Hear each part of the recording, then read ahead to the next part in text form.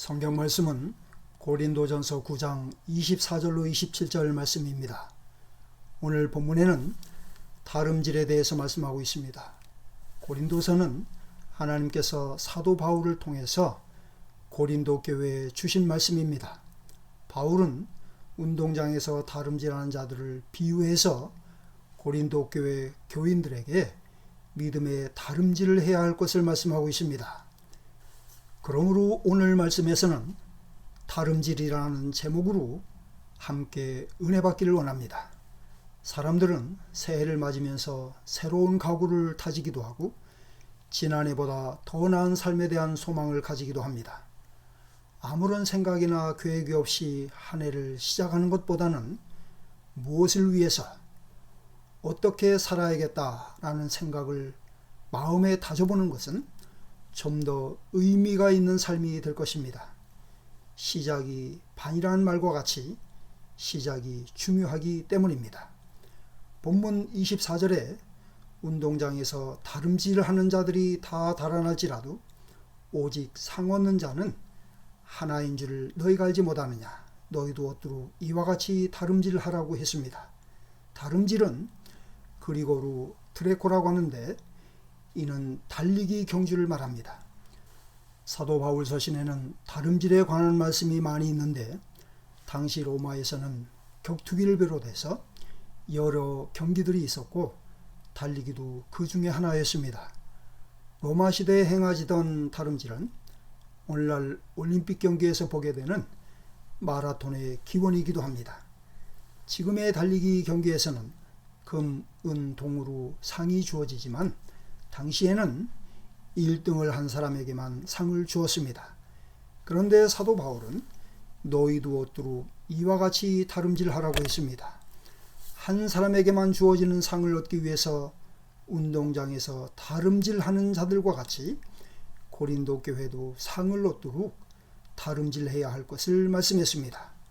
바울이 고린도 교회를 향해서 말씀한 이 다름질은 믿음 생활에 힘써야 할 것을 말씀한 것입니다. 말씀을 지켜 순종해야 할 것을 말씀한 것입니다. 자기에게 주어진 복음 전파의 사명을 감당해야 할 것을 말씀한 것입니다. 자기 자신과의 싸움에서 이겨야 할 것을 말씀한 것입니다. 또 이 말씀은 당시의 고린도 교회뿐만 아니라 오늘 우리를 포함해서 모든 믿는 자들에게 주시는 말씀이기도 합니다.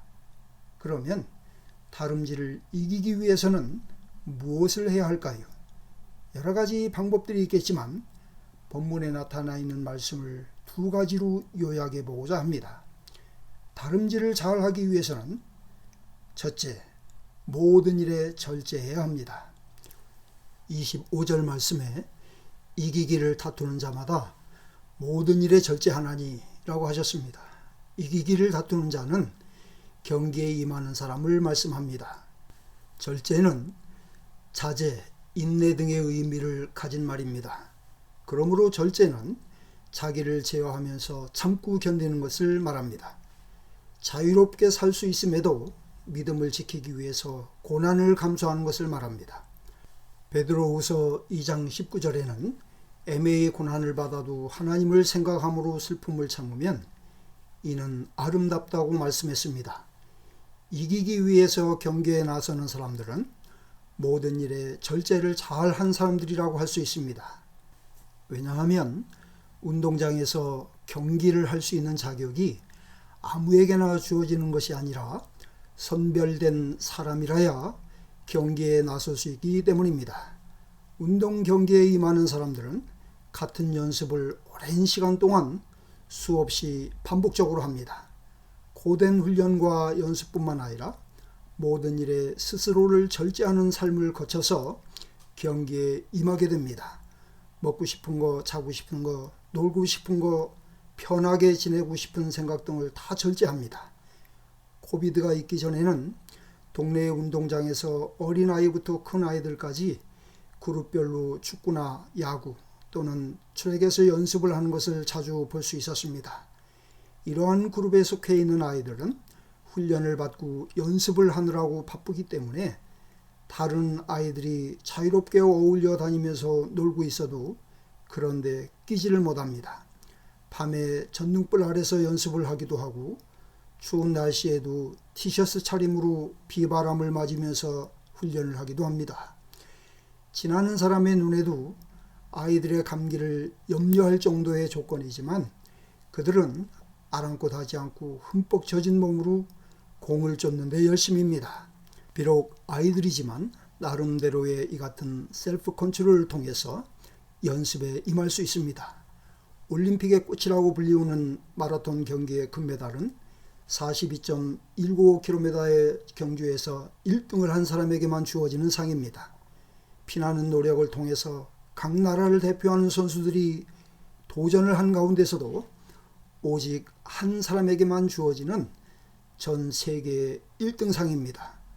그럼에도 사도 바울은 이러한 경주에 나서는 사람들에 대해서 25절에 말씀하기를 저희는 썩을 면류관을 얻고자 하되 우리는 썩지 아니할 것을 얻고자 하노라고 했습니다. 이는 믿음의 경주를 마친 후에 얻게 되는 상을 말씀한 것입니다. 믿음의 경주를 이긴 사람에게 주어지는 상이 얼마나 귀하고 영광스러운 것임을 알게 해주시는 말씀입니다.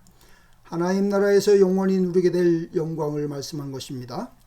이러한 상을 바라보는 사람은 자기를 절제합니다. 그러므로 이기기를 다투는 자마다 모든 일에 절제한다고 말씀했습니다. 절제는 참고 견디는 것을 말합니다. 참고 견디는 것은 시련을 전제로 합니다. 이기기를 다투는 사람은 어떤 것은 참고 어떤 것은 참지 못하는 것이 아니라 모든 일에 참고 견뎌낸다는 말씀입니다. 더위도 참고 추위도 견딥니다. 힘들고 어려워도 견뎌냅니다. 자기의 감정도 절제합니다. 기분도 절제합니다. 말하는 것도 절제합니다. 배고픔도 견뎌냅니다. 그래야만 믿음의 다름질에서 이길 수 있기 때문입니다.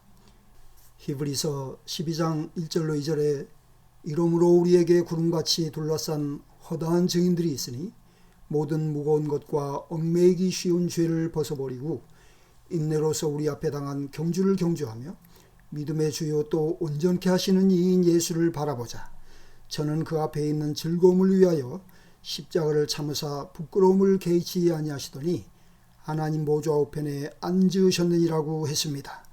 허다한 증인들은 히브리서 11장에서 말씀한 믿음의 사람들을 가리키는 말씀입니다. 이 증인들은 세상에 아무 것에도 얽매이지 않고 예수님을 바라보고 믿음의 경주를 했습니다. 많은 고난과 환난 가운데서도 인내하며 믿음을 지켰습니다. 이 허다한 증인들은 예수께서 이 땅에 오셔서 대속죄의 제물로 십자가에 달려 죽으시고 부활 승천하실 것을 믿었습니다. 하나님 보좌 우편에 앉으셔서 세세토록 만국을 다스리시고 심판하시는 만왕의 왕 예수님을 믿었습니다. 믿음의 경주를 마친 후에 얻게 될 상을 바라보고 살아도 주를 위하여 살고 죽어도 주를 위하여 죽었습니다. 둘째, 향방을 알아야 합니다. 26절에 그러므로 내가 다름질하기를 향방 없는 것 같이 아니하고 싸우기를 허공을 치는 것 같이 아니하여 라고 말씀했습니다. 향방은 길, 방식, 방법, 태도, 규칙 등을 의미합니다. 디모데후서 2장 5절에는 경계하는 자가 법대로 경계하지 아니하면 면류관을 얻지 못할 것이며 라고 했습니다. 이처럼 모든 경기에는 게임의 룰이 있습니다.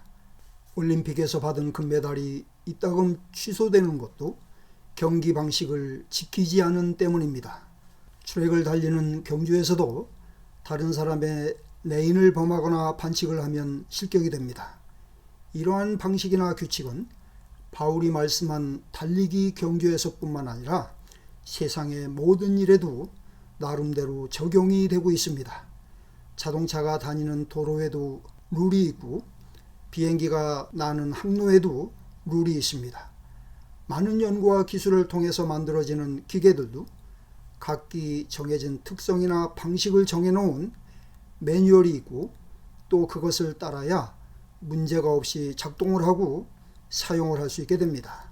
사도 바울은 믿음의 경주에 있어서도 이와 같이 다름질의 향방을 분명히 알고 그대로 해야 할 것을 말씀하고 있습니다. 그러면 다름질의 향방은 무엇을 말씀한 것일까요? 첫째, 하나님의 말씀을 의미합니다. 하나님께서 고린도 교회에 말씀하신 다름질의 향방은 성경 말씀을 지키는 것을 의미합니다. 하나님의 말씀인 성경은 믿음 생활의 룰입니다. 데살로니가 후서 3장 1절에 주의 말씀이 너희 가운데서와 같이 다름질하여 영광스럽게 되고라는 말씀이 있는데, 이는 성경 말씀대로 살기를 힘쓴 데살로니가 성도들의 믿음을 통해서 하나님의 영광이 드러나게 된 것을 말씀하신 것입니다. 갈라디아 5장 7절에는 너희가 다름질을 잘 하더니 누가 너희를 막아 진리를 순종치 못하게 하더냐라고 말씀했습니다. 또 빌립보 3장 16절에 오직 우리가 어디까지 이르렀든지 그대로 행할 것이라고 했습니다. 항구 도시인 고린도에 위치해 있던 당시의 고린도 교회는 다른 교훈을 비롯해서 교회 내의 다툼과 사생활과 우상 문제 등 여러 면에서 혼란을 겪는 가운데 있었습니다. 그럼에도 하나님께서는 그들을 향해서 성경 말씀을 쫓아 믿음의 다름질을 해야 할 것을 말씀하셨습니다. 둘째, 자기 자신과의 싸움을 의미합니다. 하나님께서 바울을 통해서 말씀하신 다름질의 향방은 자기 자신과의 싸움을 말씀하신 것입니다. 27절에 내가 내 몸을 쳐 복종하게 함은 내가 남에게 전파한 후에 자기가 도리어 버림이 될까 두려워함이로다 라고 말씀했습니다. 자기 자신과의 싸움은 자기가 죽어지는 것을 말합니다. 내 몸은 육체의 소욕을 말하는데 이를 옛사람이라고 합니다. 처 복종하게 한다는 말씀은 자기 옛사람을 이기고 새사람으로 살기를 힘쓴다는 말씀입니다. 로마서 6장 6절에 우리가 알거니와 우리 옛사람이 예수와 함께 십자가에 못 박인 것은 죄의 몸이 멸하여 다시는 우리가 죄에게 종노릇하지 아니하려 함이니 이는 죽은 자가 죄에서 벗어나 의롭다함을 얻었음이니라고 말씀했습니다. 그러나 우리 속에는 아직도 옛사람이 살아 있습니다. 옛사람이라 함은 내 속에 있는 죄성을 말합니다. 이 죄성과 싸우는 것을 자기 자신과의 싸움이라고 말합니다. 예수를 믿는 사람들은 법적으로 하나님 앞에서 완전한 의인이 되었지만 그 속에는 아직도 죄성이 여전히 남아 있습니다. 바울 같은 분도 내 몸을 쳐 복종하게 한다고 했습니다. 그러므로 로마서 6장 12절로 13절에 너희는 죄로 너희 죽을 몸에 왕노릇하지 못하게 하여 몸의 사욕을 순종치 말고 또한 너희 지체를 불의의 병기로 죄에게 드리지 말고 오직 너희 자신을 죽은 자 가운데서 다시 산 자같이 하나님께 드리며 너희 지체를 의의 병기로 하나님께 드리라고 말씀했습니다. 또 골로새서 3장 5절에는 그러므로 땅에 있는 지체를 죽이라. 곧 음란과 부정과 사욕과 악한 정욕과 탐심이니 이는 우상 숭배니라고 말씀했습니다. 지체는 죄성을 말하는데 지체를 죽이라는 말씀은 자기 속에 죄성을 죽이라는 말씀입니다. 그러므로 믿음의 다름질을 하는 사람들은 사욕과 정욕과 탐심을 죽여야 합니다. 교만한 마음도 죽이고 악한 생각도 죽여야 합니다. 바울은 나는 날마다 죽노라고 했습니다. 그러면 왜 죽어야 합니까? 죽어야 열매를 맺을 수 있기 때문입니다.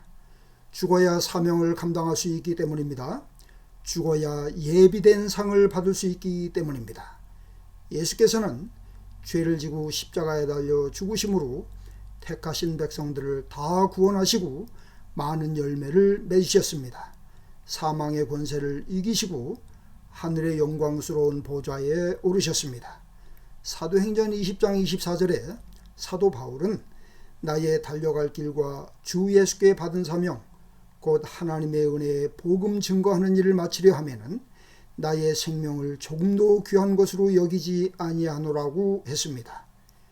디모데후서 4장 7절에서는 내가 선한 싸움을 다 싸우고 나의 달려갈 길을 마치고 믿음을 지켰으니 이제후로는 나를 위하여 의의 멸관이 예비되었으므로 주 곧 의로우신 재판장이 그날에 내게 주실 것이니 내게만 아니라 주의 나타나심을 사모하는 모든 자에게니라고 하셨습니다.